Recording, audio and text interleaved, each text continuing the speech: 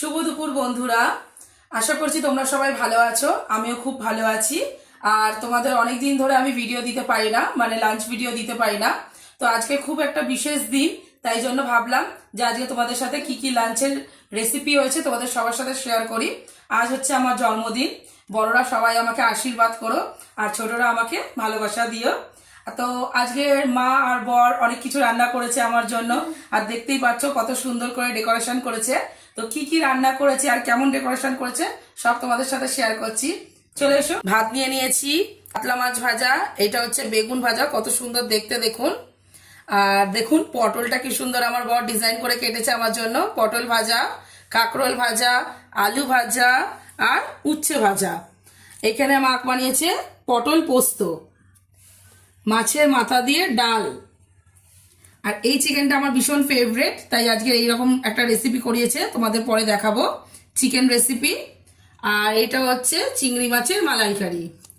সঙ্গে বানিয়েছে, আমি পায়েস পছন্দ করি না তাই বানিয়ে দিয়েছে ফ্রুট কাস্টার্ড, কাঁচা আমের চাটনি, পাঁপড়, এখানে দিয়ে দিয়েছে 1 গ্লাস জল, আর এখানে স্যালাড। স্যালাডটা বন্ধুরা আমি নিজের হাতে সাজিয়েছি, কেমন হয়েছে তোমরা কমেন্ট করে বলো, ভালো লাগলে লাইক কমেন্ট করে দেবে।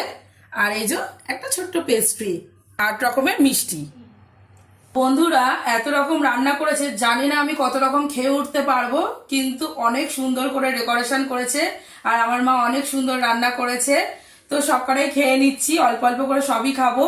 আমার এই ভিডিও ভালো লেগে থাকলে লাইক কমেন্ট করে দেবেন, আর আমার জন্মদিনের অনেক অনেক শুভেচ্ছা আর অভিনন্দন আপনারা জানাবেন।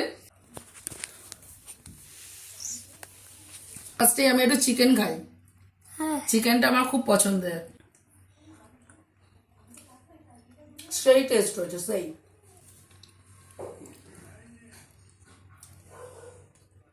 এটা হচ্ছে চিংড়ি মাছের মালাইকারি।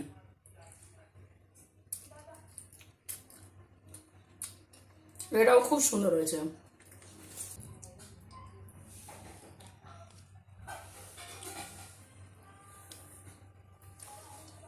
পটল পোস্তটা এমনি আমার মা বন্ধুরা খুব সুন্দর বানায়। আর রসগোল্লাটা আমাকে টানছে বন্ধুরা, এই যে রসগোল্লা আমার ভীষণ ফেভারেট, তাই একটুখানি রসগোল্লাটা আগে খাই, তারপরে ভাত খাবো। চলো বন্ধুরা, তাহলে আমি আমার খাওয়া কমপ্লিট করে নিই। দুপুরে এত সুন্দর রেসিপি দেখে আর কথা বলতে পারছি না, জিভে জল চলে এসছে। দেখা হবে এর পরের ভিডিওতে। Tata, bye bye.